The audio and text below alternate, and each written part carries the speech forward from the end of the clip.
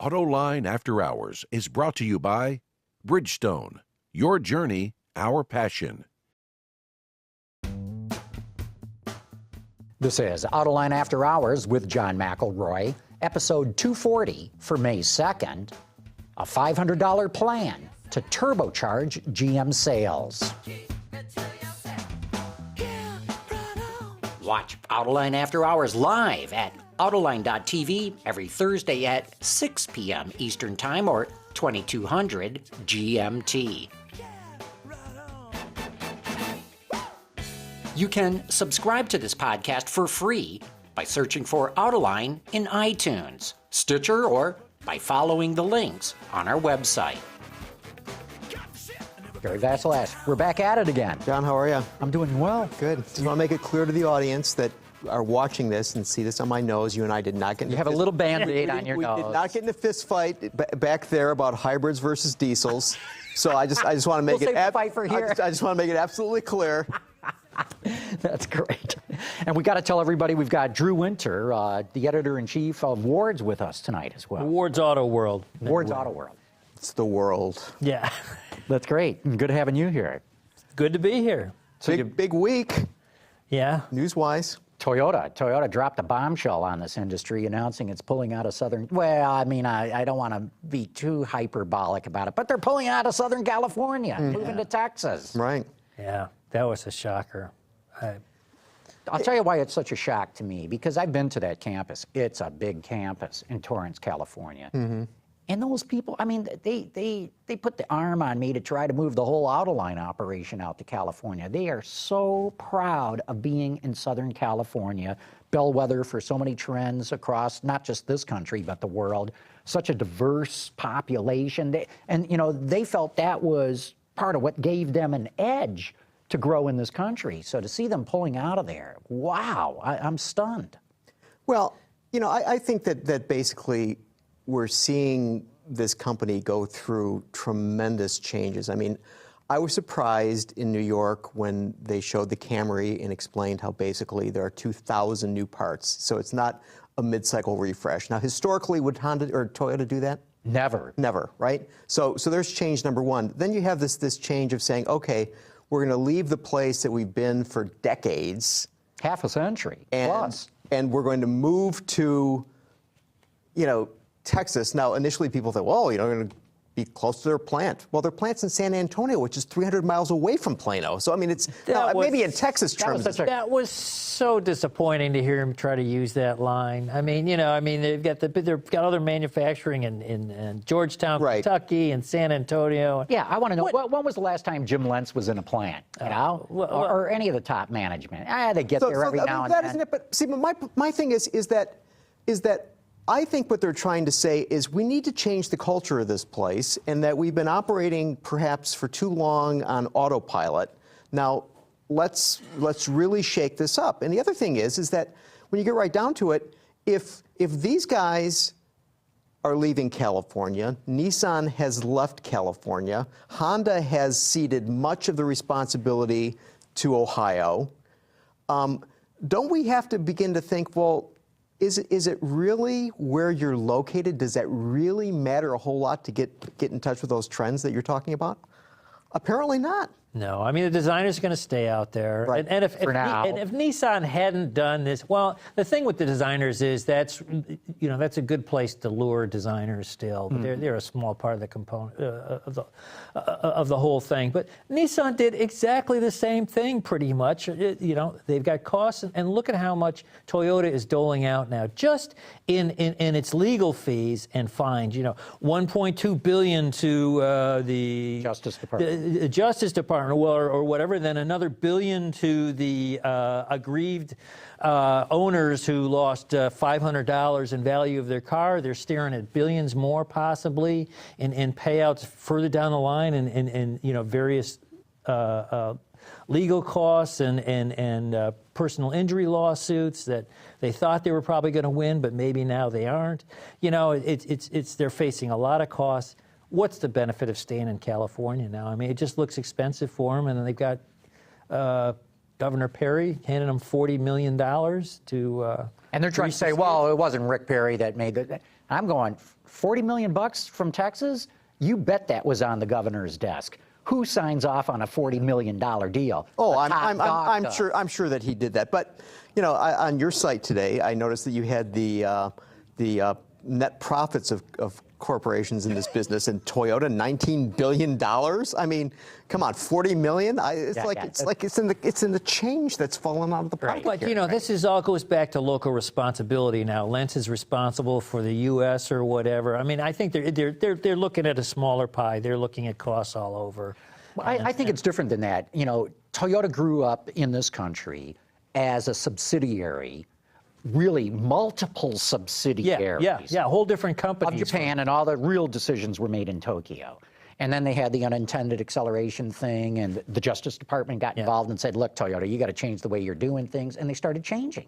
In fact, they even brought in Mark Hogan, ex-GM guy, who's a buddy with Akio. They both worked together at NUMMI. And so they're changing all these things, and I think they finally realized, oh my God, we're a big corporation now. Look at us. Toyota brand could well outsell Chevrolet this year. Toyota Corp, including Lexus, is knocking on the door of Ford. It could go past Ford at some point unless Ford really lights a fire under itself.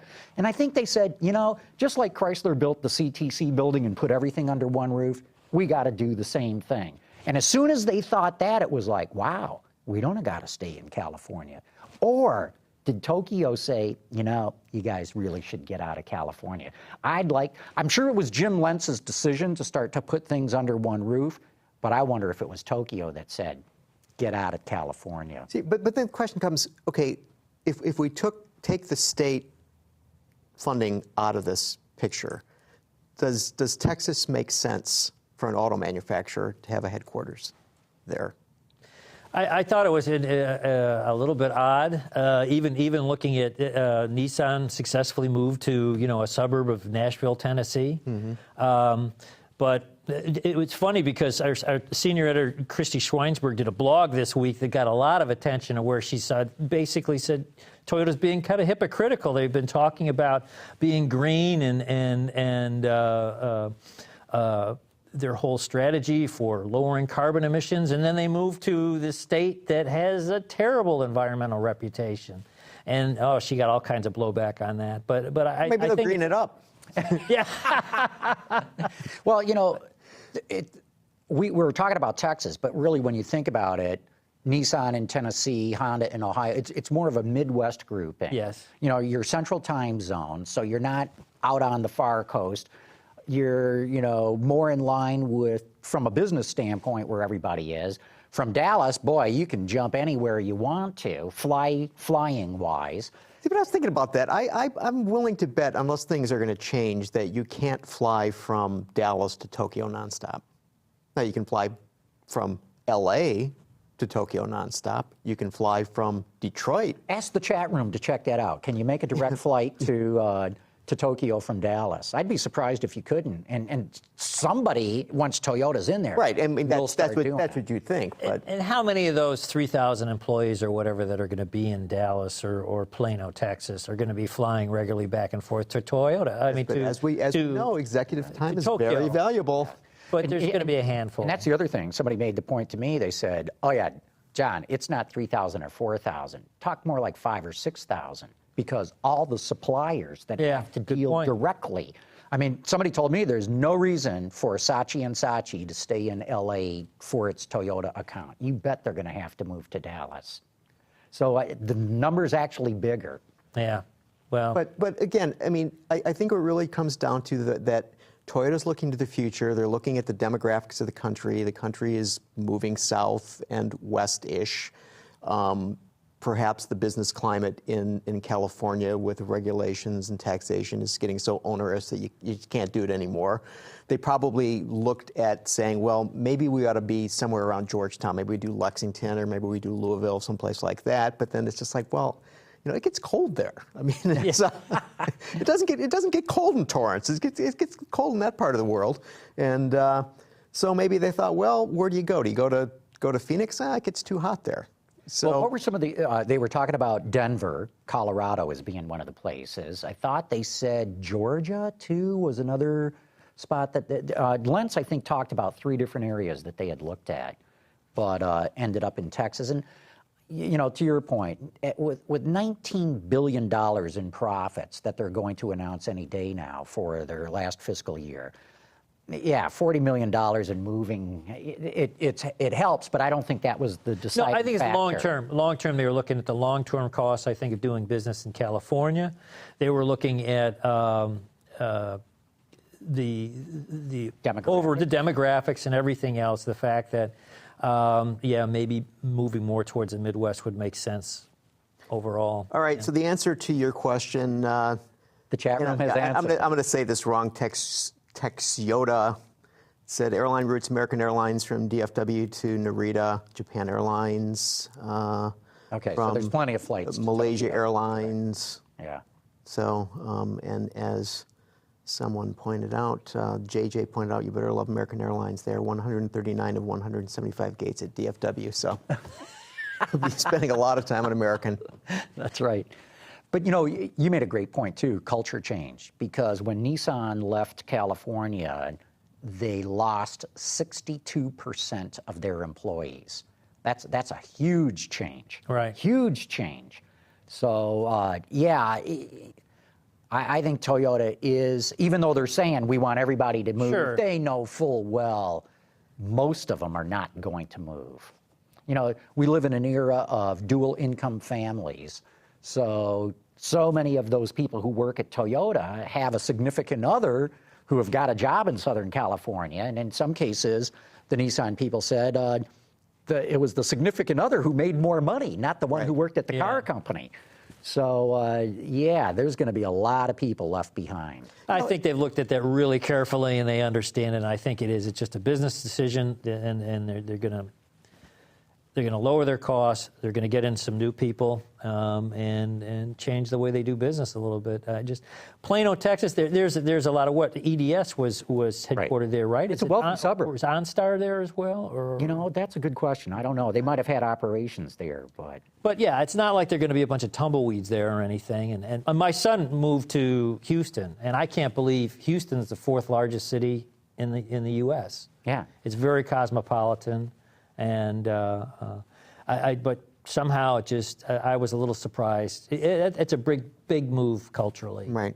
Now, if they said Austin, I would yes, have completely understood it. There would be no question. It'd be like, sure, you know, why not? I'll go work there. That would be, yeah. I mean, I guess that'd be the question, is if they ever considered that. But I'm guessing probably no. I think maybe the costs have gotten a little higher in Austin, and you know, Dell's still there, and although Dell's not doing all that well, but I think they sufficiently raised up costs in that area. And okay, enough of Toyota. We could talk this to death, and probably will on other shows. But we've got April sales today too, and was wondering if you guys had a chance to look at the numbers. Any initial reactions to what you've seen? I mean, things are getting better now. I thought we were going to have this real front coming through with the spring here and nice weather and all that pent-up demand, and it's good, but it's not that strong. No, it wasn't all that robust. And, I was kind of disappointed because I thought that was kind of what we were thinking, and I haven't looked what the WardsAuto official forecasts were, but I thought that the industry in general was expecting April to be a pretty big month, you know. And it's a good month. It's a solid month. There was almost 1.4 million vehicles sold, but the SAAR was just below 16. Yeah. At least as you guys reported. Yeah, right. And everybody else was predicting the SAAR to be, I don't know, 16.1 to 16.3. Well, but auto data says it's 16.4. But they're not adjusting deliveries for the extra sales day last year. So, or this year. Yeah, there was an extra day this year, I think that. So if you don't adjust for the selling days, the numbers look better. Yeah. Right. And that's why I go by the Wards numbers. Look at me suck up to Drew here. But it's true. I mean, that gives you more of an apples to apples comparison as to what's happening in the market right now. But, the other thing that I found interesting, the car company that saw the biggest drop in sales, Tesla. Tesla sales down 7%. Now, as we've talked about here before, I don't know what's really going on in Tesla, because You know, you guys are about the only ones, Drew, who report what their sales are. And that's just U.S. sales. Right. We don't know what their global sales Yeah. are. So are they diverting, product from the American market to other places where they're trying to grow? I mean, they're talking about ramping up Maybe the production. #1 car in Norway or something, and Right, which has, of course, huge, gigantic You don't have to incentives sell for. free to be the best selling there. And they also have gigantic incentives for electric cars and huge disincentives for gasoline cars. So, of course, it would make sense. But yeah, the one thing we can be sure of is we're not going to get a straight answer out of Tesla about this whole thing. But, Right. I think we've talked about it. Great cars. But their business model, I don't know how sustainable it's going to be. I mean, they're going to run out, even globally, they're going to run out of folks that want to buy a Model S, I think, in about 18 months. Everyone, they better have some new product in the pipeline. Or maybe it's already happening. Yeah. I mean, like I said, this is, I think, the second month in a row their sales have been down in the U.S. And like I said, I don't know. Maybe they're just diverting product to Europe and China and other places. But their sales are down.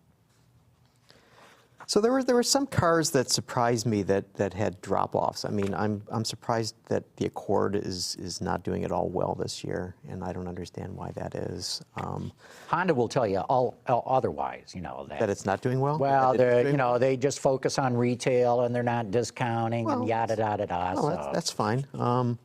And MKZ for Yeah. March, it was down compared to last year's March, down 23.9%. But that said, it's up 57.9% for the year. For the year, For the year, right. but it's... But that's a danger sign. It's like, right? what a surprise that is for that car. I mean, because it was doing so well. And I know you're a big fan of Mini, Drew. Yeah. Every single one of their models has a negative sign in front of it. Yeah. What's up with that? Yeah. I mean, Could the 500L actually be hurting Mini? Because Fiat sales were up. let's see. Well, 500L, so there's no comparison because it was new. So they sold 1,257 Ls Yeah.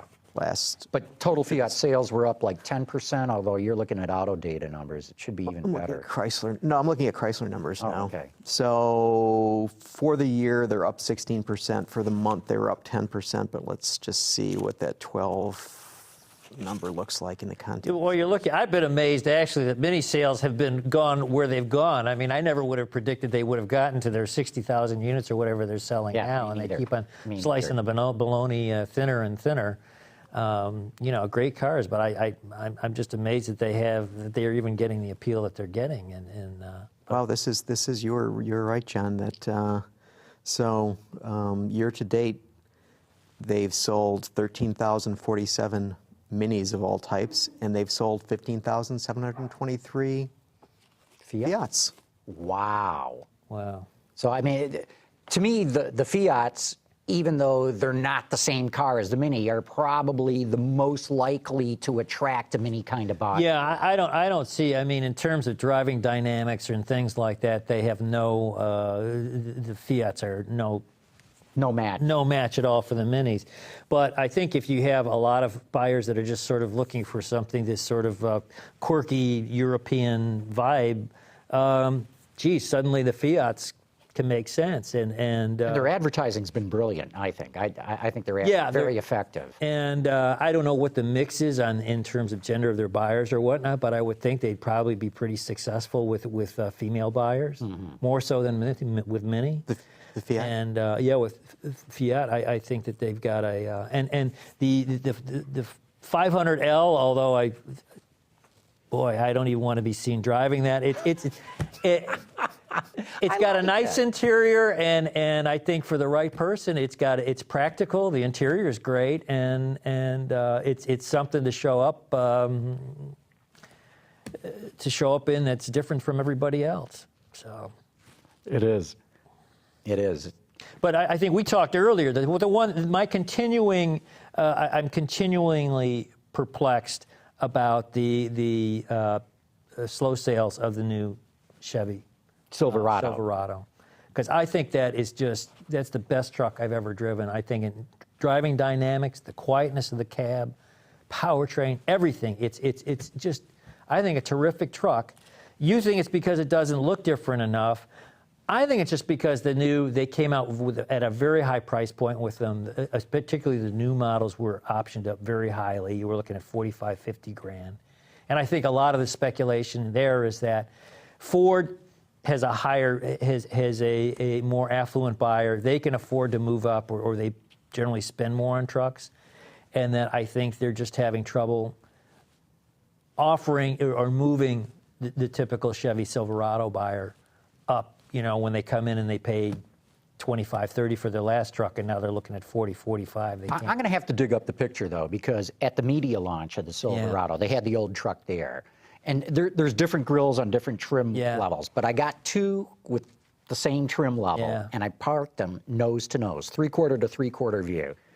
And it was like, wow, which is the new one? And I think when people buy something new, it doesn't have to be super flashy. Right. Yeah. They don't have to brag to the world, but they do want the world to know they're driving the new one. I think that's still a problem for the truck. To the point of price sensitivity, if you look at the GMC Sierra, which is essentially the same truck, but at a higher transaction cost than the Silverado, they're doing fine, comparatively speaking. I mean, and the styling on that truck is noticeable, right? And it looks good. So it's, I mean, so for April over April, it's 21.4% up for the GMC. For the GMC, the Silverado is up 8.5%. For the year, the Sierra is up 8.1%, and Silverado is down 3.5%. Yeah. So it seems like people are willing to pay money to get something. I thought I like the Sierra much better than I like the Silverado. Yeah. It's a little bit. Yeah, it's only going to get tougher in that market. I mean, especially as we get closer to the 2015 F-150, and we should probably mention Mark Fields officially being named the CEO. I mean, we speculated about that last week when we're saying, that's going to happen. Well, the surprise is Alan Mulally stepping down July 1st. After he said, and Ford's whole line has been, he's going to work through to the end of the year. That tells me something's changed. Yeah. What changed? Is it Ford saying, go ahead, Alan, you can leave now? Or is it Alan saying, hey, Boeing wants to make me chairman? Or what? I mean, what changed? Mm-hmm. Something did, and it happened fairly recently. Yeah. I'm guessing that they maybe, Ford may have asked him that he had to do something now because it's kind of leaving Mark Fields twisting in the wind even longer. And they probably, I don't know, there could be something going on behind the scenes. But I'm thinking you don't want to wait that long for a changing of the guard when everybody knows about it. Mm-hmm. And then you've got Mulally then being kind of like a lame duck for a long time.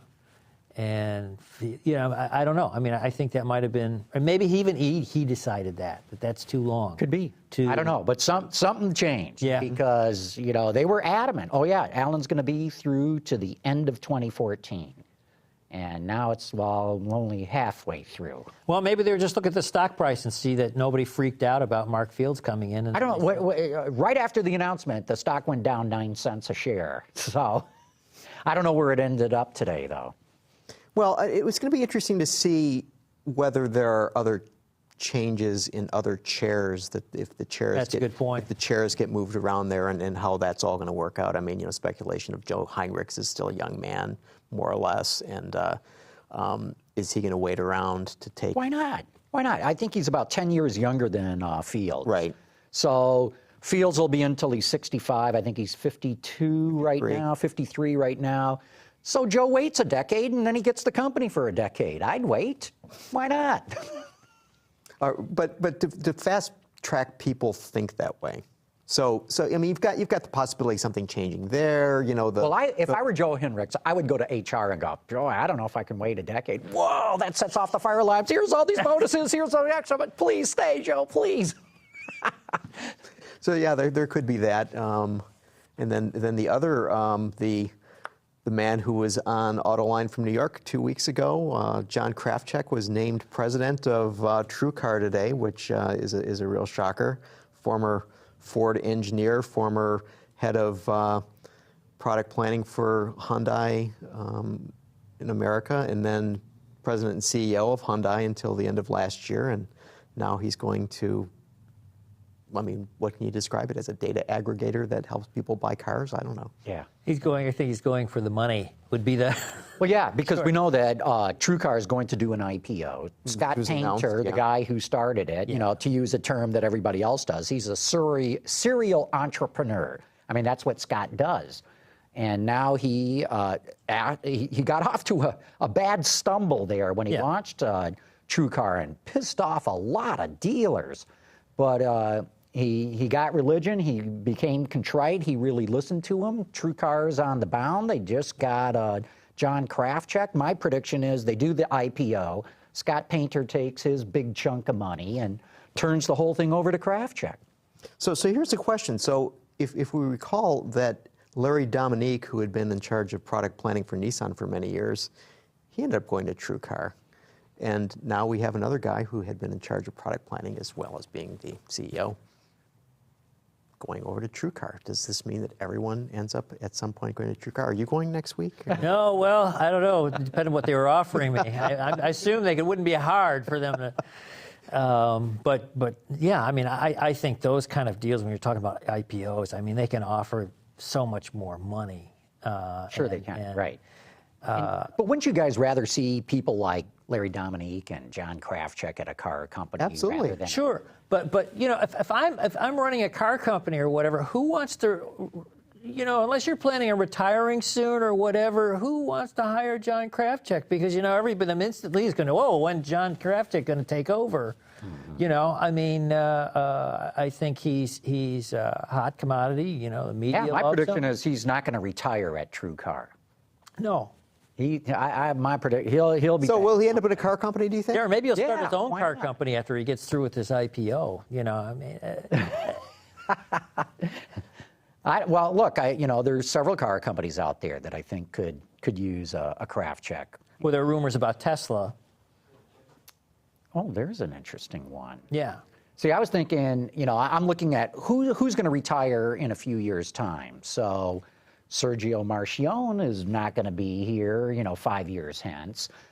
Maybe Fiat Chrysler would need somebody like a John Krafcik.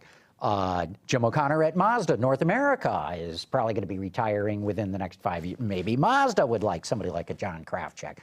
I think there will be openings in the future. Yeah. Okay, let's jump topics again, because Gary, you brought this up, and Formula One. Boy, there's some interesting changes that have happened in the Formula One field. You know, and so the question I think about is, you know, they had that engine change to go to the 2.4 liter normally from the 2.4 liter normally aspirated to the 1.6 liter turbo. And if we go back to last year, Renault with the Red Bull team, I mean, those guys. The last 3 years, Red Bull just cleaned up. Bulletproof. And then you look at, so through the first 4 races of this year, Mercedes has won all of them.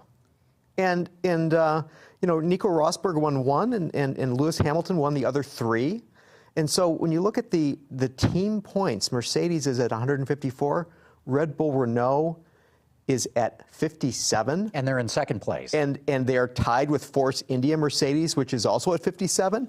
So you look at the top 5, so you have, after Force India Mercedes and Red Bull tied for second, then you have Ferrari, they're in there, then McLaren Mercedes, and Williams Mercedes. Well, isn't Force India Mercedes too? Yeah. But is this a technology issue? I think it is. I think it's got to be. Yeah, I think it is. And here's what I see going on is Red Bull has been in the fight. You know, they won the last 3 championships. Mercedes made a very interesting statement saying they have been working on this new powertrain package. Like you said, they went from naturally aspirated to turbo. And the KERS system, you know, the electric enhancement, is much more power. Bigger battery pack, bigger motors and everything. So Mercedes said they have been working to this season and have sacrificed the prior seasons because this is the formula, right? Going forward. This is going to be in place for some time. They wanted to be ready for this one. And I think Red Bull, knowing that they had a chance to win the championship, may have delayed some development work to ensure that they got the championship. And Mercedes just said, go ahead, guys, we'll cede that to you because now we're going to be the ones who dominate this. Wholly dominating. And as you pointed out, you know, Force India tied with Red Bull, that's an engine package, man. That's how that's happening. well, and then it's so Nico Rosberg, who's in first place in terms of driver standings, he's at 79 points. Sebastian Vettel, who, you know, was dominating. Whiz kid. 33. Yeah. I mean, he's in fifth place behind Nico Hülkenberg of Force India Mercedes. Yeah, and what a crybaby Vettel has turned out to be. When things are not going his way. He's not happy boy, with it. He sounds like a petulant crybaby. So it's What about this whole engine sound business? well, that's a good question because, you know, if you know, Formula One has always been about this super high pitched, Yeah. 18,000 RPM, you know, shriek as they go by. I mean, it'll damage your ears. To now, you know, turbo and the sound is very different. But I got to say one thing: you don't really notice it much on television, and the vast majority of F1 fans, like myself, watch all the races on television. Sure. It's way better than going to see the race live because you can track what's going on in the race, whereas when you're at the racetrack itself, man, you know what happens at the racetrack? You know what the teams do? They watch television to know what's going on. So it's been very controversial, and Ferrari is really upset about it. But I think part of the reason, too, is Ferrari is getting its ass kicked, and Mercedes is dominating. I'd be screaming for a rules change too. Anything, hopefully to Right. jam a stick in the spokes of Mercedes. Anything to slow them down. But my guess is this is the formula. Honda's coming in. You know, that could shake things up a lot too, though it might take them a year or two to get going. But I don't think the noise thing is going to affect the series. And besides the racing this year, some of the races have been just fabulous, really good, real good wheel-to-wheel racing. And So, speaking of technology changes, Drew, it's sort of interesting when you think about it that April 30th was the 20th anniversary of the death of Senna. And, you know, you look at his last season and when he went over to Williams, and Williams had been dominating using technology, and then they had a rules change. And so Senna gets in this car that is built to have all this technology, and they had to take it out.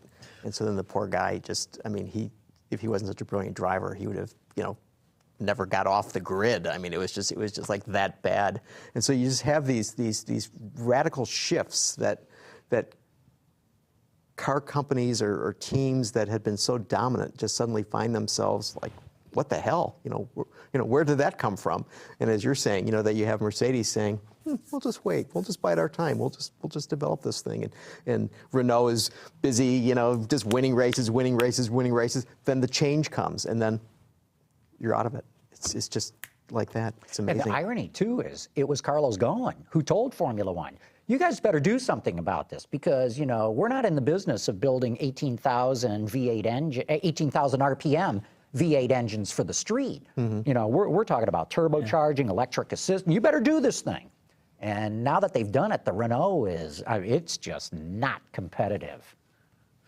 They've got all those Zoe cars. You'd imagine they'd have all this knowledge that they could apply to KERS. I mean, it's just all those electric cars. It's just. Well, I saw Mercedes talking briefly about the technology, and I was just kind of wondering if this was going to be, you know, really a new era, or if it was going to be like the Andy Granatelli turbine cars way back when in the 60s, the 70s, where the car was so good that they just told them they couldn't race anymore, right? Yeah, that's right. But, you know, everyone has made the investment. Honda's going to jump into the game. I got my fingers crossed. I'm hoping GM and Ford jump in there at some point, too. I'm sure we're going to see others.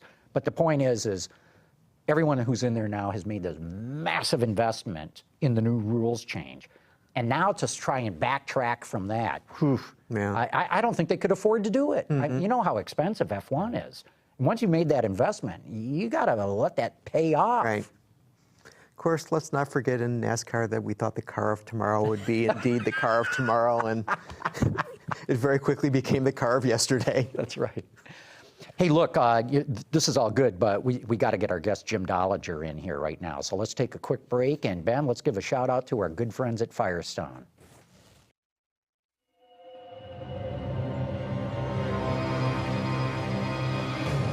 Introducing a car company that's never made a single car. Legendary durability. Impressive mileage. Firestone tires. So unstrap the saddle. These old stallions are ready to run. Again. Whatever you drive, drive a Firestone. From Shanghai to the Silicon Valley, the auto industry may make news around the globe, but there's only one spot to get your daily dose. Check out Autoline Daily at Autoline.tv, Monday through Friday at noon Eastern. Autoline Daily, for the concise word on everything cars.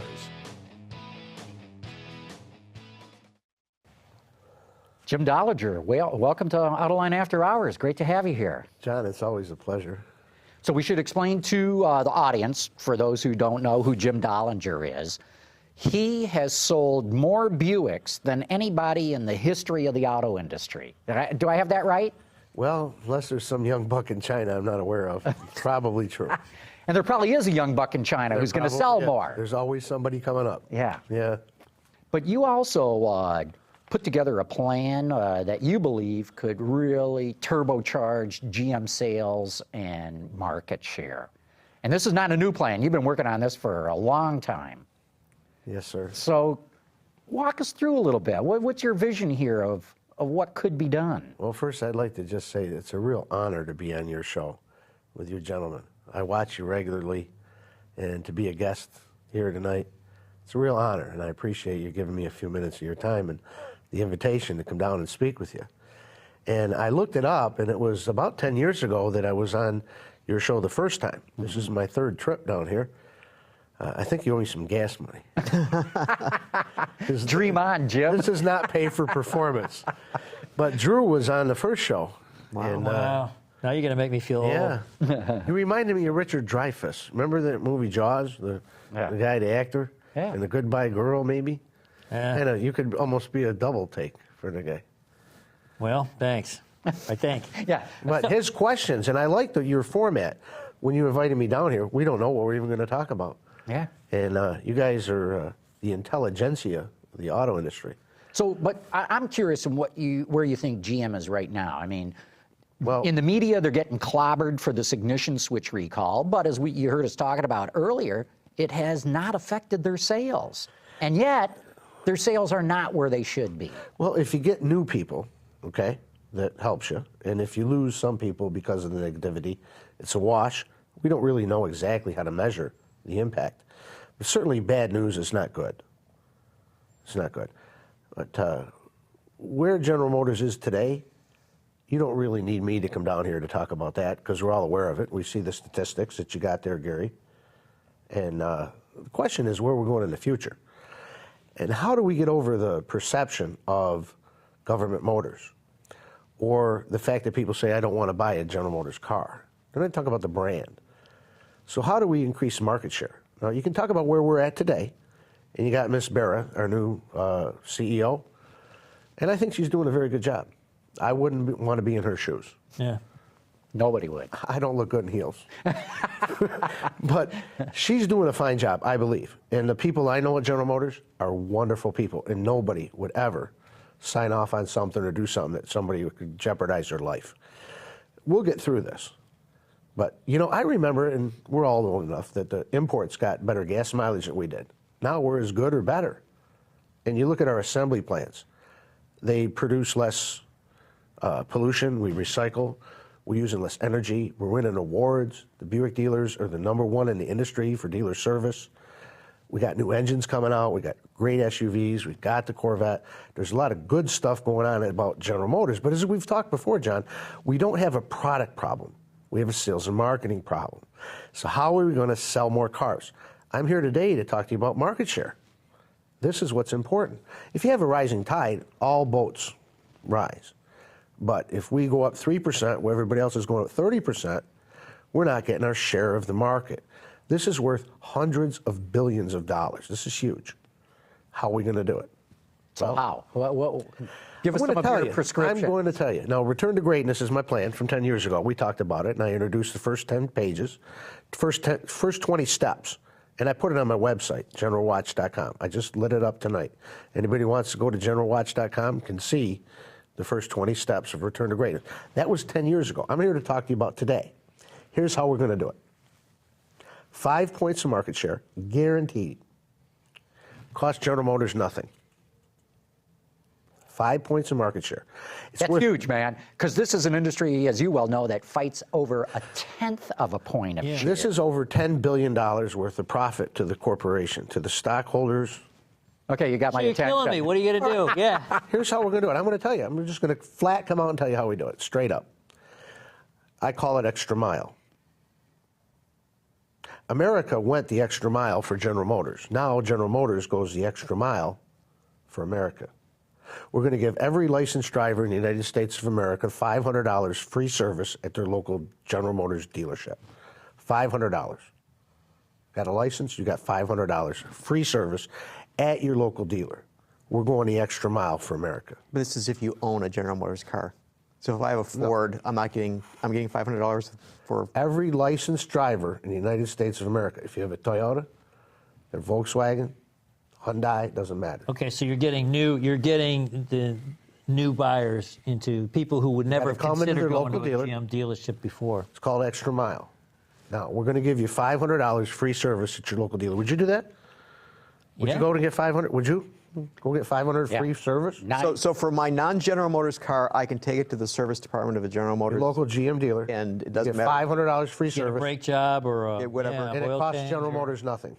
How do you figure it? Corporation. See, we're wasting billions on these goofy rebates. If your Aunt Sally landed on the moon, if you remember the Cattlemen's Association, depending on what side of the street you live on or county, God forbid you move during the transaction, your rebate changes. Get rid of this crazy crap. We're going to basic. Remember Vince Lombardi?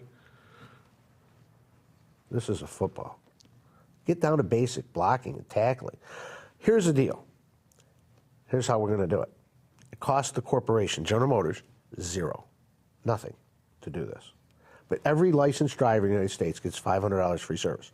Here's what you got to do. You get $50 every 6 months. Use it or lose it. It doesn't stack up, but you get $50 every 6 months.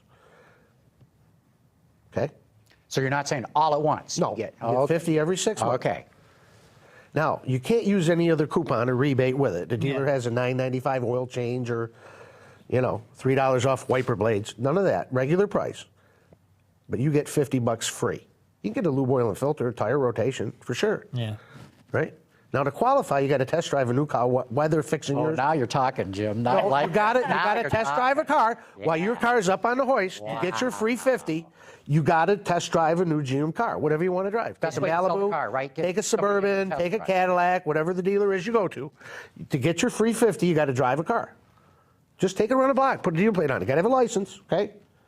You get 50 free service.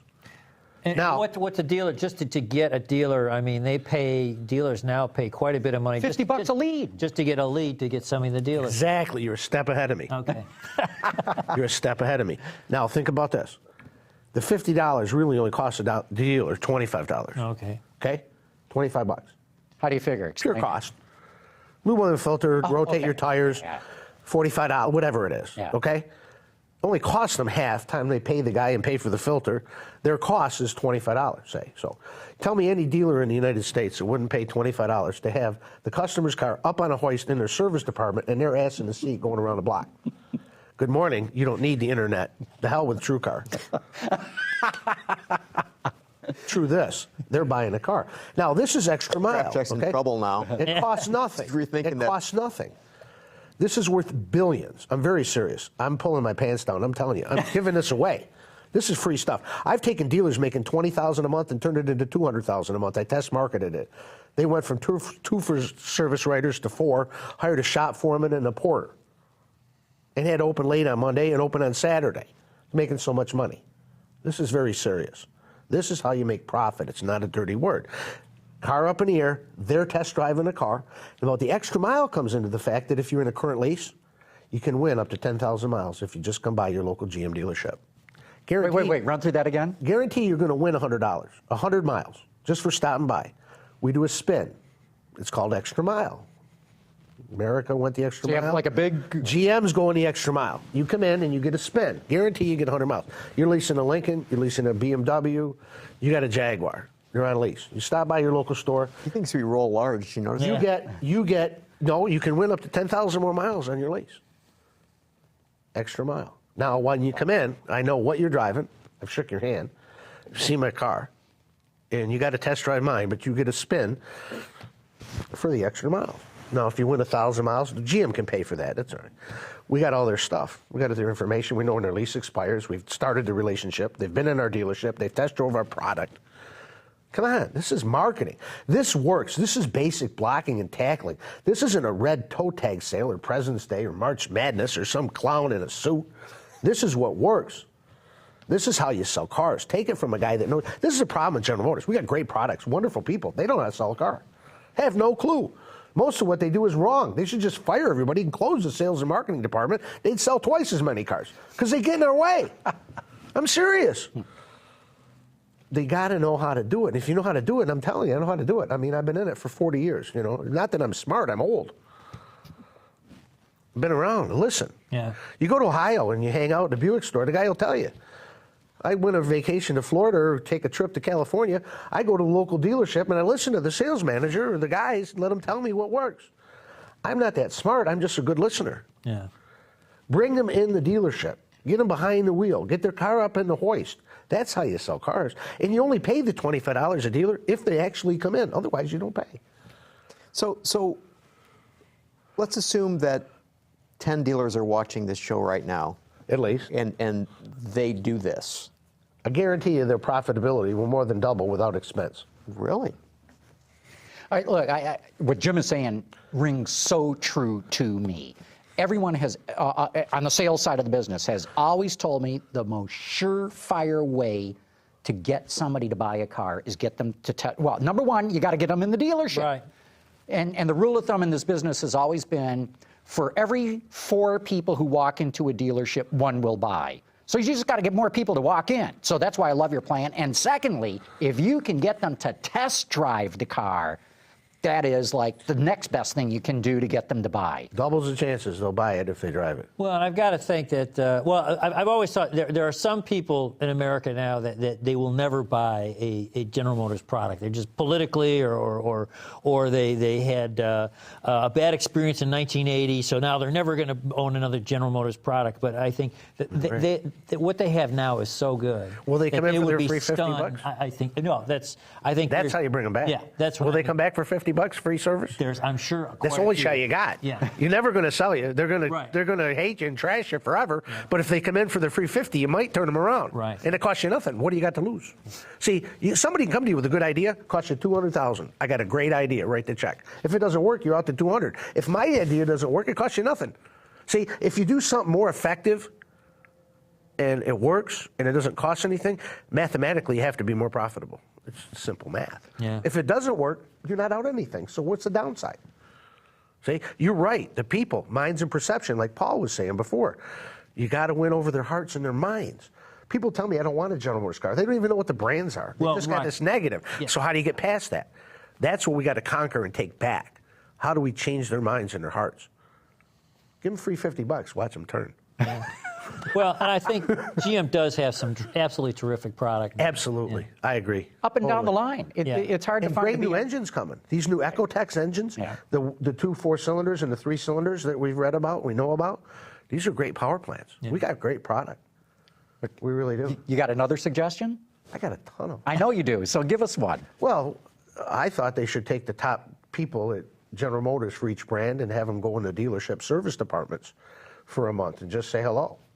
In fact, every salary salesperson should spend at least 1 day a month in the dealership service department. Not in a golf course, not having lunch with the dealer, but shake hands and talk to the customers in the lounge, hear what their problems are, say hello, build goodwill, it costs us nothing. See, communication. Jerry York tried to tell us that. Communication, communication, communication. This is very effective, very key. General Motors is a concept or an idea to many of our customers. Well, let's make it a little more personal. That's how we win them back. That's how you build goodwill. I'm not in the car business, I'm in the people business. People buy cars from me because they like me. I think. I don't know why. But I think what a lot of people don't understand is that there is an adversarial relationship between dealers and the automakers. And rightly so. And it's our fault.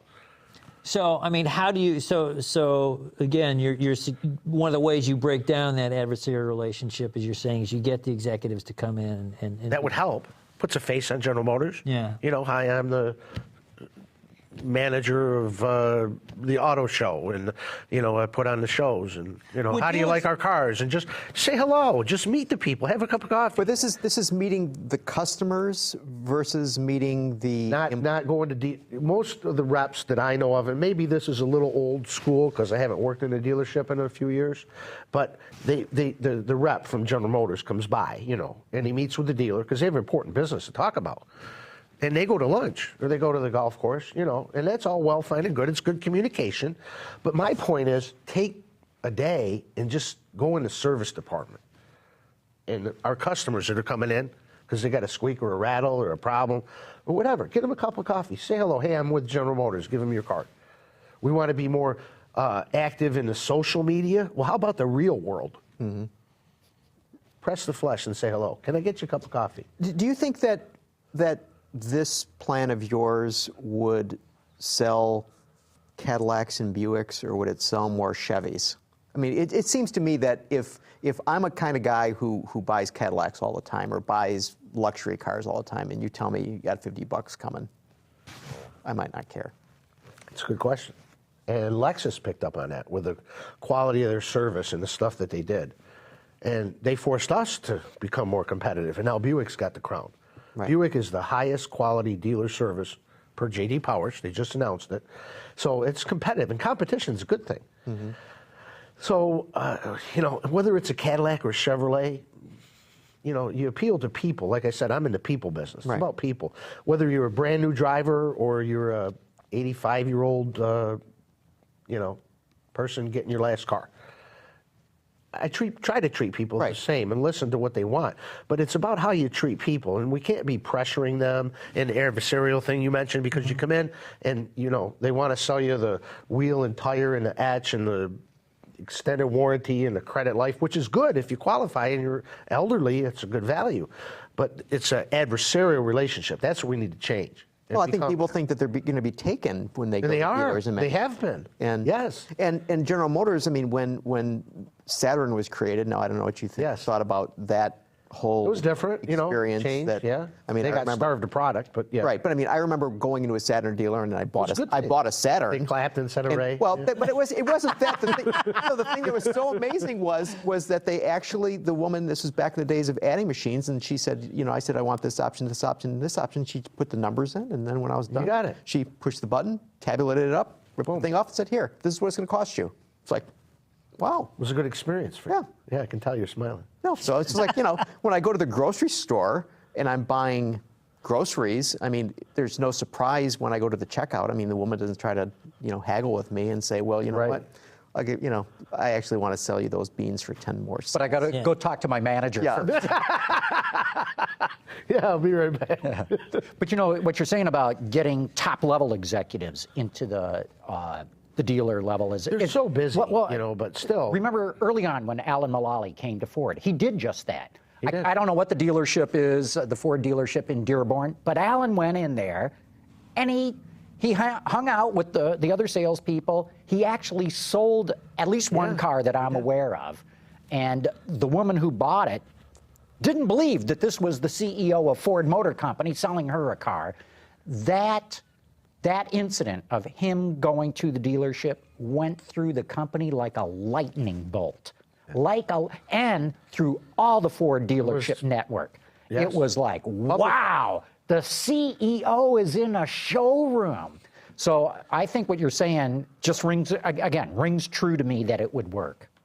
Ross Perot did it. He used Ed Whitaker, I guess, even in the Renson, would go down amongst the employees and just chit-chat. I read his book, and he took some guy that was saying something, put him in charge of OnStar for a minute. For a minute, right. For a minute. Somebody who was mouthing off. But that's what the book said. But I never met old Ed, but I kind of liked him. I liked his style. That's leadership. You know, don't get stuck in the rut of the same old stuff. We got these rebates in every month. Like today, I had a buddy who wanted to buy a Cadillac today. And I told him, only an idiot would buy a car on May 1st. If I die and I'm no longer around, always remember to wait to the end of the month. Don't ever buy the first week of the month, because they always pour it on, and particularly a sale. So you know what I'm here to tell you? The General Motors Assurance Program. Remember Ebonics? That guy was moving on up to General Motors. What was his name? Joel. Joel Awanic. Joel Awanic. Ebonics, yeah. No, never mind. But let me tell you this. The assurance program, remember Hyundai had that thing? Right. Yeah. Didn't he do that? Yes. Okay, here's my General Motors assurance program. Buy a car today. The rebate changes in the next 30 days. You get the money. Don't be afraid to buy the car today. Whoa. You know, people are afraid to buy a car today because they're afraid that tomorrow it's going to be more money. Yeah. Yeah, you buy a car today from me. If it goes up, there's more incentive in the next 30 days, you get the money. Can we do it right now? See, overcome objections. Don't make people afraid to buy a car.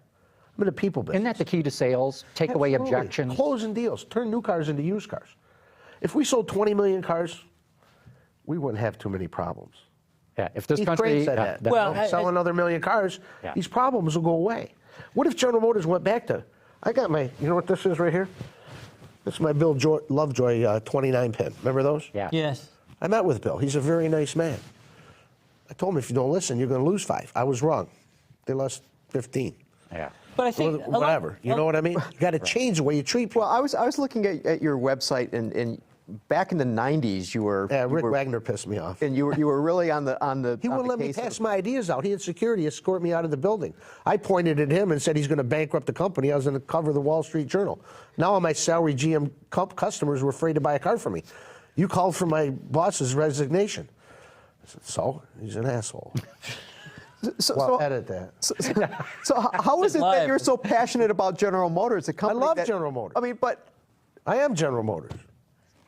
so you pointed out chapter and verse of issues that the company had, then, It's constructive criticism. Right. You can't just throw stones unless you can tell them what they should do instead. Anybody can say Cabrera should be on third base. Well, if you want to say he should be on first base, tell me why. Don't tell me what I'm doing wrong. Tell me what I should be doing instead. See, that's the difference. See, I got the ideas, and this son of a bitch wouldn't let me tell anybody. So do you think there's greater receptivity now at General I don't Motors know. for your ideas? There is with John and Well, the but at intelligentsia, General- people that know, but the at in-house General people. Motors. I don't know. Well, we'll see if they call What do me. you think? We'll find out if they call me. You know, I've been blacklisted. I've been followed around like Ralph Nader. Do you think I'm kidding you? I'm telling you very seriously. Well, let me ask you. Lincoln is starting. They just announced that they're going to start selling vehicles in China, and they have a really interesting idea. They have very lavish dealerships planned as a way. It's part of their way of luring Lincoln. customers. Lincoln. That's good. And I mean, they have. You're going to be able to look at a life-size flat screen display of your car, and then you can pick the colors. It's going to be like picking a car on your computer or whatever. You can configure it and everything, but in life size. And another thing that they are going to have is live video feeds from the repair shop, because apparently Chinese customers are even more distrustful of the repair shop than American customers. And one of the ways they're trying to build trust in the dealership is having an open dealership with cameras all about, so that you can actually watch the mechanics working on your car or doing That's a good repair. idea. That's why I was You curious. ever pick up your car and something else is wrong with it? Yeah. No, I'm serious. That's scary, isn't it? It makes you wonder. And Good point. and I think they're even offering to send you a videotape. If you don't want to sit there and actually watch it live, they'll actually send you a videotape. I'd rather have somebody. I'd rather have somebody I trust and give them the keys. But I would be interested in watching my car get built on the assembly line. So if you're going to go to limited inventory and look at the internet, but don't have one of these detention centers that people go in and you think these millennials are going to come to your office. They got the smartphone. They don't need you. But if you can order a car and direct, like Tesla wants you to do without the dealer, that we'll see. I think there's a blend in the middle that'll work. But I think it'd be really cool to say you want a red Corvette with a black top and a black interior, and you want this suspension, and you want these wheels just the way you want. You spend a lot of money. Have it built just for you the way you want. And then when it's coming down the line, they had the camera, you could see your car getting built. I think that'd be really cool. And then instead of wondering or waiting for the dealer to call you and tell you when the order's coming in, They sent you automatic emails, you know, like your car is scheduled to be built on this day. The car has arrived at the dealership this day. If we could increase the communication, Sure. that would Not be only an that, interest. creates a sense of drama about it. But how many people, I mean, you've been selling cars for a long time. How many people want to wait for their car versus how many people want a car Depends if right you now? just wrecked one, or Well, you know, I mean, it's or a just, I mean, fun thing. I mean, isn't it's it all over the board. It's both. You know, people that wait, but sometimes they don't. You plan ahead. Obviously, I have a daughter that's going to get her license in a few months, so I'm going to buy her a car tomorrow just because I got a good deal of a trade-in, and it's rad. So she wouldn't want to necessarily watch that car being built. Not necessarily. She wants no. the car. It's only $4,000. Yeah, I don't think she's going to wait for that to get built. That happened 10 years ago. I actually bought my Mini Cooper that way 10 years ago. And back then, they were just opening up in the U.S., and they didn't have any inventory, so you had to order it. Right. And it was at that time, it was the craziest thing. I just gave them, you know, a $2,500 deposit or something on my credit card, and then they said, okay, and then suddenly I started getting these emails, okay, we've got your email, and then, you know, a few weeks later they'd say, okay, it's on the line, you know, and then they tell you, then I get an email, that's what I'm talking about. Yeah, it's on the boat. That's kind of cool. Know, Oh, they really? And then they told me, okay, it's at the port of entry, and then and then finally they let me know it was at the dealership, and then I went to the dealership, and then I was thinking, my God, what have I done? You know, I'm going to get there, and the dealer's going to say, well, you know, there's some other charges before we can give you the car or whatever. They didn't do that, though, did they? No. Now, that's Mini Cooper. Yeah. Is that BMW? Yeah, BMW. Yeah. And it was actually terrific. I mean... so you bought the car? Yeah. You still got it? Yeah. How many miles on it? I got 65,000. Would you rather have a Buick? I got a new Encore you might really like. Is it outside? Yeah. We'll look on the way out. Yeah. Might make a deal. But I tell you, but you know, I drive a lot They're of a nice different car. cars. Well, Good gas mileage? Yeah, it's okay.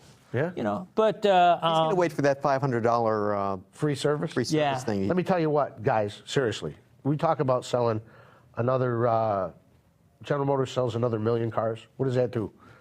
What does that do for the VIBA? What does that do for investment in new facilities? What does that do for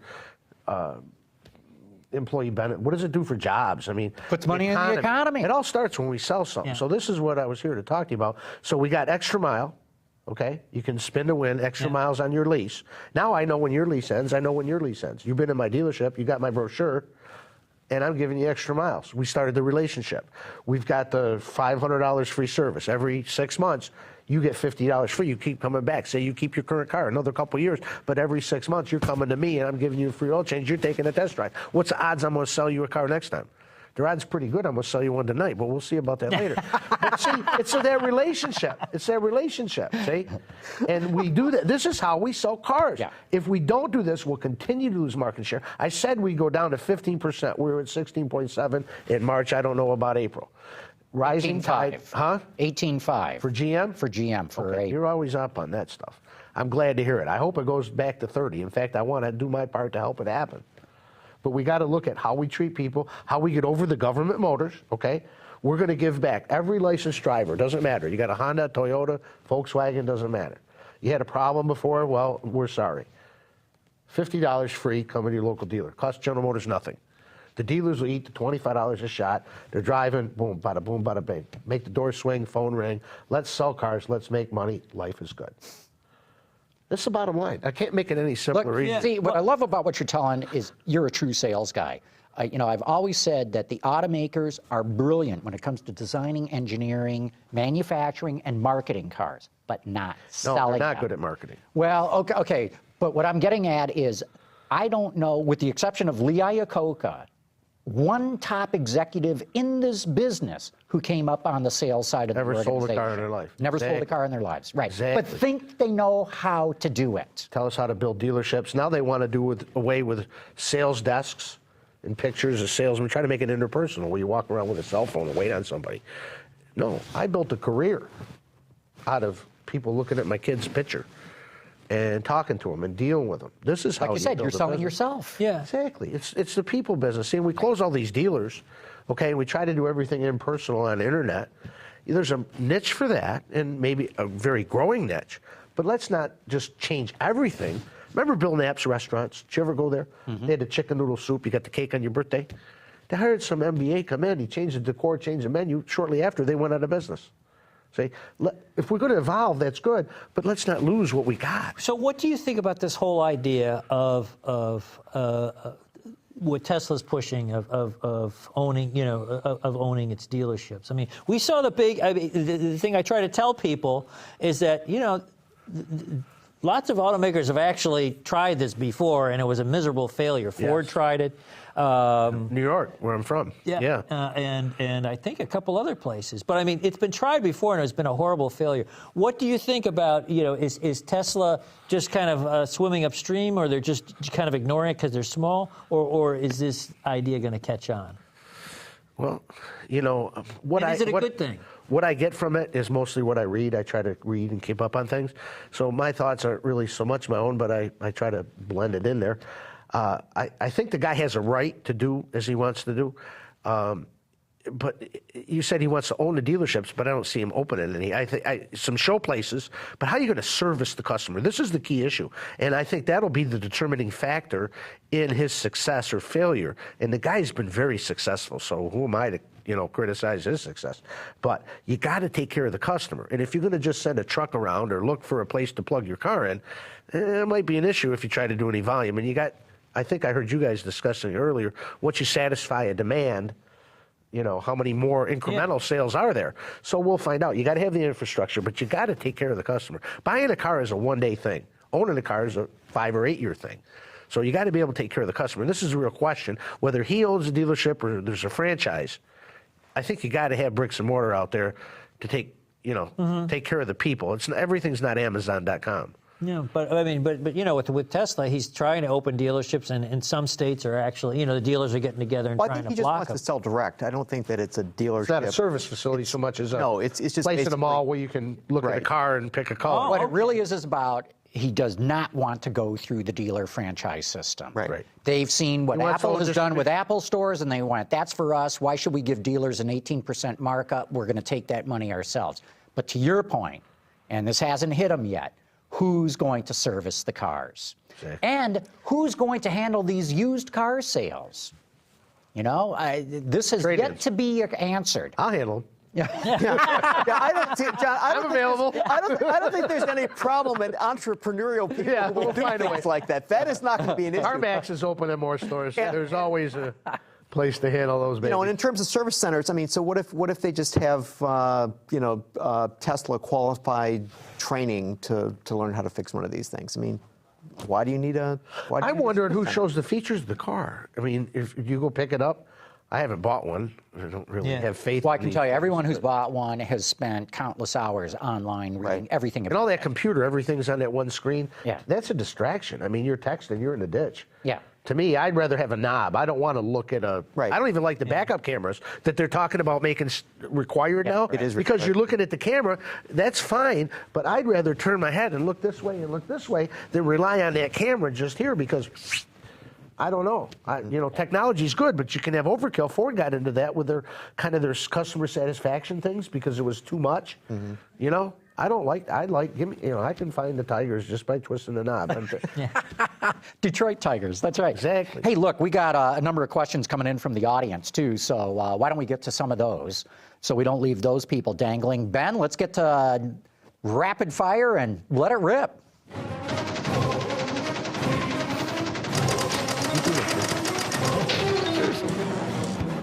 Maybe we're in a bender today. Yeah. I don't know. First question is Dr. Botox wants to know, will Cadillac ever sell 100 ELRs in a month? They have not in the first 5 months of sales, despite a huge campaign during the Olympics. Any thoughts? Anyone? Abu Dhabi or Dubai or whatever you call it. They'll buy 100 of them. They got the money. There you go. But then again, they don't like electrics. They got oil. Well, forget that. Yeah, forget that idea. That is the biggest market for big the Tahoes and Suburbans. The hybrids? Or the gas ones? No, just burn that oil. Yeah. They missed George. They sold 61 last month, and so they're selling about 60 a month, so they're on their way. How do you like that ad they did though with the guy walking by so successful? There was some controversy on that, whether it was too confident or actually Too in your face. aspirational. Sure, right. Yeah. All it didn't the hit me one way or the other. I don't know. I thought it was good because I saw it as an electric car commercial for Republicans, essentially. That is a great point, Drew. I never thought of it that way. Oh, absolutely. That's what I thought immediately. I mean, Tesla already's got the eco Democrats, folks. Yeah. right. So I just thought it was, hey, I'm telling you, it's okay to buy an electric car. Yeah. And I thought they got everybody talking about it. They did. Huge. Yeah. No, I thought it was a success. I mean, whether they lampooned it or people were angry, all the people that were upset were never going to buy one anyway. So And I thought it was. how I thought many, it was Gary? fun. 61. 61 Last month? last Yeah, month, April. right? But they get a lot of credits, a lot of mileage credits through Cafe. They get a lot of money for the car, too. Yeah. Do they? I thought you had to have a pure EV to get that. Oh man. So I don't know. Maybe I'm wrong. Maybe Yeah, I I'm don't wrong. know. But I Anyway, hey, we've got a number of phone calls. Ben, let's bring one in. Nick Galeggi on the phone. I heard you had the Buick man on this evening. I wanted to chime in. So I took a peek at Mr. Dollinger's site. I saw you had the Dollinger difference. How does that work exactly? And can you go too far on personal service? Like picking up the kids from soccer practice. Speaking of which, when are we going to get an Autoline with all the McElroy boys on the show? That would be great. Thank you, John. This was from Columbia in South Carolina. Have a good night. Thank you, Columbia. So he's talking about another sales aspect? Well, he was talking about picking up the kids from practice, and I'm doing it already. It's my kids, but as far as your kids, unless they're on the same team, I don't know that I can help. But personal service, how can you extend it? I guess if you need bail money, you could call me. Other than that, the Dollinger difference is that we're in the people business, not in the car business. I'm a licensed real estate broker, but I'm not in the real estate business. I'm in the people business. So if I can help you, let me know. Well, okay, I don't want to. No, go Okay, ahead. well, yeah, I mean, Lexus started out with that. They were the ones that really led with okay, we're going to give you a loaner car, or we'll come to your house and pick up your car up at your house for the oil change and all this lavish customer service. They built a great reputation. A lot of people imitated, but then you saw everybody started backing away from that because it was expensive. Exactly. And so what's the right medium for that? Well, you bring up a very good point, and this is where I say the people business. Or Lexus, owned by Toyota, but Lexus's thing was the passionate pursuit of perfection. If you remember their lingo, when they had all those J.D. Powers Awards at the auto show that lined the whole cabinet, they were passionate pursuit of perfection. Well, what I do is I have a full-time employee that all she does is call my customers every 6 months, and she asks you if anything needs attention on your car. Do you have a moment?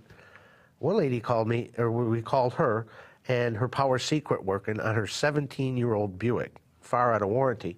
And she said she didn't think she could afford to fix it, but it wasn't set in a position she liked it because her husband had driven it before he died. So she asked me what to do. So we went over there. I picked up the lady's car, took it to the trim shop. It was just a fuse. We fixed it, took it back. Cost her nothing. She called me crying. Mr. Dollinger, you called me to see if I need anything. You came and got my car. You fixed it, and you didn't charge me. You are a wonderful man. I will never buy a car again, probably, but I'm going to tell everybody in my family and at the church what you did for me. And there's passionate and there's ridiculous. See, I'm ridiculous. Okay, so I was just going to ask you if you sold her You know a what it car. cost me? Nothing. Nothing. Okay. No, she's dead now. But all right, but you got. I sold her son a car. Okay. But it's the people. See, that's the difference. You do the right thing, and things work out. You don't worry about them. I like that philosophy. Hey, we got another call here. Ben, let's bring one in. Hi, this is Ryan from Overland Park, Kansas. I love the show. I just wanted to ask a question regarding the recent sales figures. I'm looking at the sales figures for the industry and for GM and Ford particularly, and seeing their inventory levels. Do you think there's an issue with channel stepping right now? Thanks. Love the show. Bye. Yeah, what he's wondering is, are they just blowing production out to dealers and letting their inventory rise so that they can claim sales have gone up? They claim them when the factory, when they ship them to the dealer. Deliveries. Invoices. Well, they book the That's different than sale. They retail. book the sale That's income financially corporation when it drives off versus the retail numbers. that we Right, see. right. You know, when you go by Flint and you see the truck plant and they're jammed with product across the street, I mean, in parking lots everywhere at the truck plant. So you get to wonder, are they building? Supposed to only build when they're sold. You know, Sloan started that. You don't build a truck unless you got a dealer order. You don't build and warehouse them. We got into that problem a few years ago. It gets very expensive. So I got wondering, and I talked to a friend of mine, and he's a manufacturer, and he said the rail system is all backed up. He's got stuff in product in warehouses going all over the country, and he can't get it out. So this isn't General Motors' fault. They actually have truck product that's not even at the dealer. It's at the factory sitting around. I went through Canada. You drive by the plant there, you know, on the... Oshawa? No, I think it was Cami. But yeah. a lot of product, but see, you got to get the rail to ship it. And it's very frustrating for a customer that could have ordered their car. It's built and sitting there, but they ain't got a way to get it to you. But that's different than channel stuffing in terms of the dealers' lots. And I drive around dealers, and they're full. They're full. But we're supposed to be full. Right now, market. this is the spring selling season. Yes, so we're supposed to be full. So I don't sense the stuffing so much right now. I've seen it before. I don't see it right now. Yeah, you know, it's interesting that you bring up the point about the rails, because I've heard with all this oil being moved by rail right now, it's not that there's a shortage of rail cars. There's a shortage of space on the rails themselves. They're so loaded up with these oil tankers. We got oil. Yeah.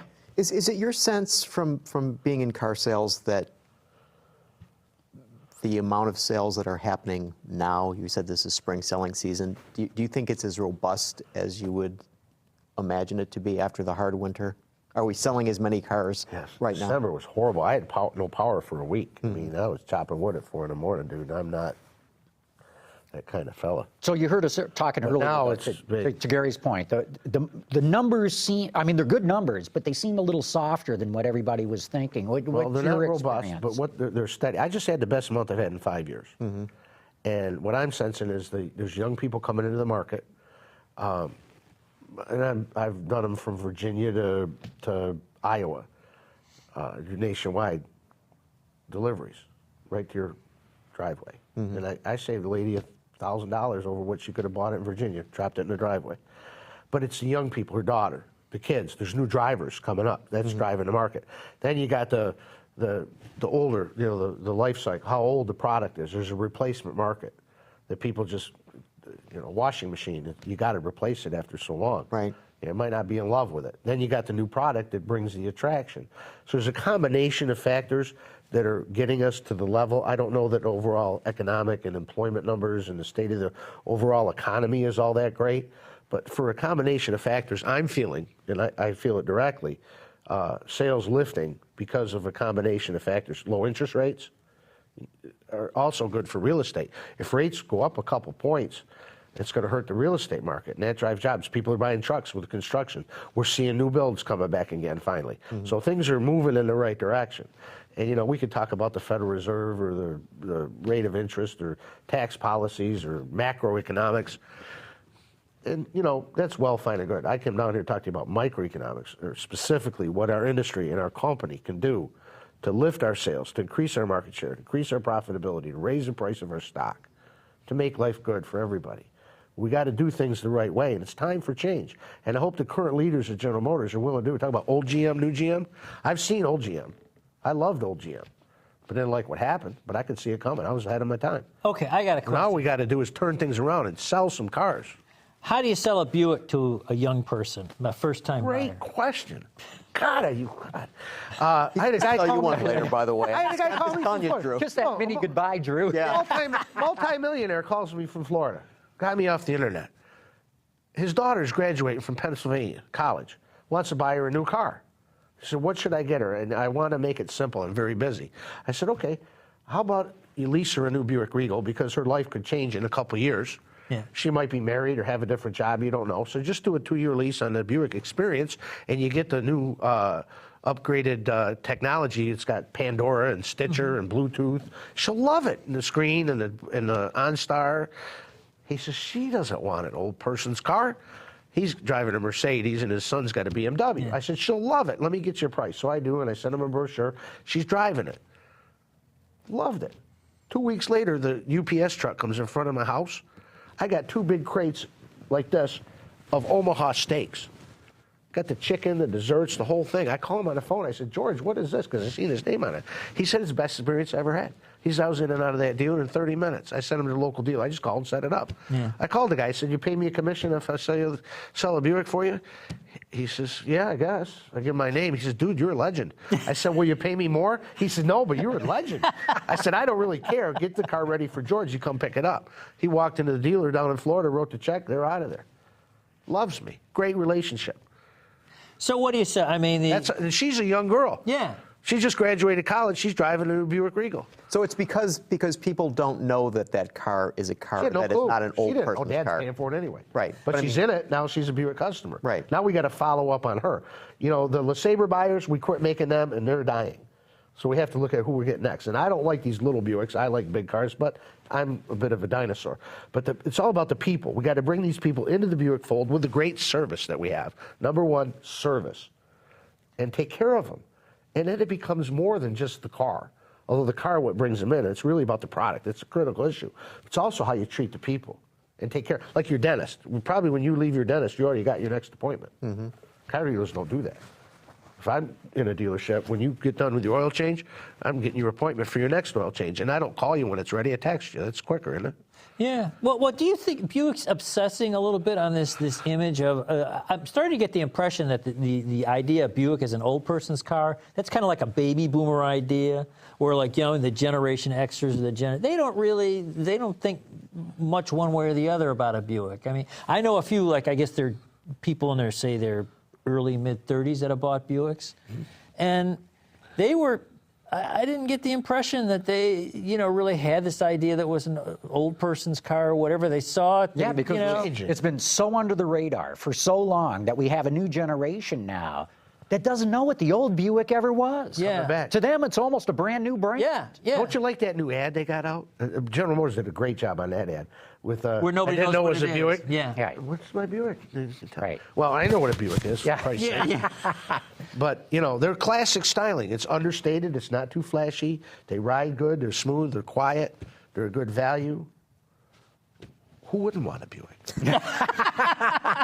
I think the line is, wouldn't you really rather have a Buick? Right. We're evolving. Okay, one last question, then we'll wrap this up. But Rum and Coke wants to know, what is your all-time favorite Buick? That would have to be my 95 Riviera. I got the first one, even before the dealer. I was very upset, though, when the dealer, I saw it come in, the first rendezvous, and I didn't get the first one to give it to Tiger Woods. I was upset. But I kept that car 10 years, drove it 185,000 miles. The only thing that went wrong, I spent $40 fixing a rear seatbelt, and later on they had a campaign on it, and they reimbursed me. I gave it to my daughter. She drove it to 235,000, and then she sold it for $1,500. Last I knew, it was still driving, still riding. I love that car. In fact, I come out. We'll let this go, but I come out of my driveway. I come out of my house one day. I had a Riata convertible. I had a black Denali XL. I had a yellow Corvette convertible, and I had my 95 Riviera. And I was walking out with my shorts on, thinking, which car am I going to hop in? I grabbed the keys to the Riv. I was gone. A Buick. Yeah. That's great. Hey, look, we could easily go on another hour here. I've got one more phone call. Oh, one more phone call. I'm sorry about that. One more. Ben, let's bring that in. Hi, John. Calling in from Los Angeles. Wanted to ask your guest the most effective way to teach the salespeople on the floor about new products. What does he think? Thanks. Ooh, good question. How many times have I gone into a dealership and knew more than the sales guy did? So how do you teach that? Yeah, and there's so much new product coming out far faster than it ever did in the past. How do you do that? How do you teach the salespeople? It's a very good question. I'm really a salesman, but I've run a couple dealerships. I've been a sales manager, a general sales manager, and a general manager. And training is a very, very big part. And the people that you work in, turnover will kill you, because after you train them and they leave, God forbid, that's a whole other thing, is retention once you train them, because you got all this expense. But to train them properly, I tell a story of a Kirby vacuum salesperson. You've ever had a Kirby guy come to your house, a woman, knock on your door, and they want to show you how your vacuum and what it does and what this can do, and then your couch and your mattress, and boy, do they know their product, don't they? So the 3 keys to being a successful salesperson: know your product, you got to believe in your product. I read a book about Billy Durant and Flint and Buick. That's when I moved here 30 years ago, because I love the Buick. If I thought Oldsmobile was better, I'd have gone to Lansing.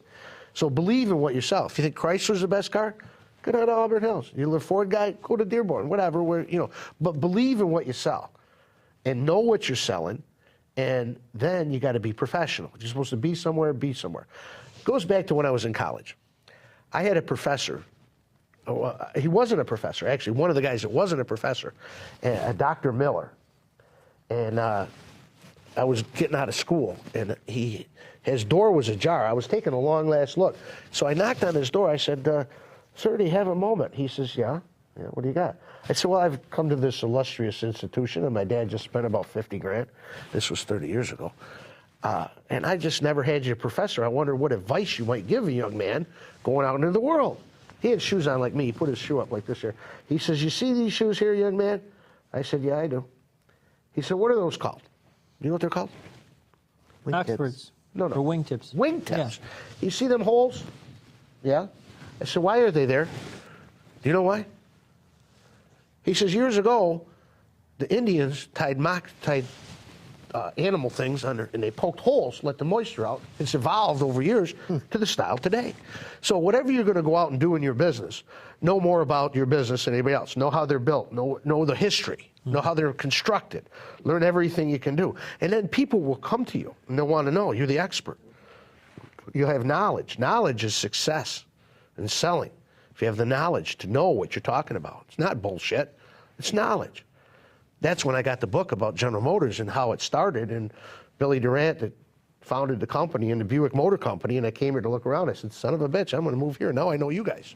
Okay, and then you moved to Flint, which and that would be like the best place in the world to sell Buicks. Right? Yeah, you would think. Yeah. Yeah. Chevrolet was a foreign car. Yeah.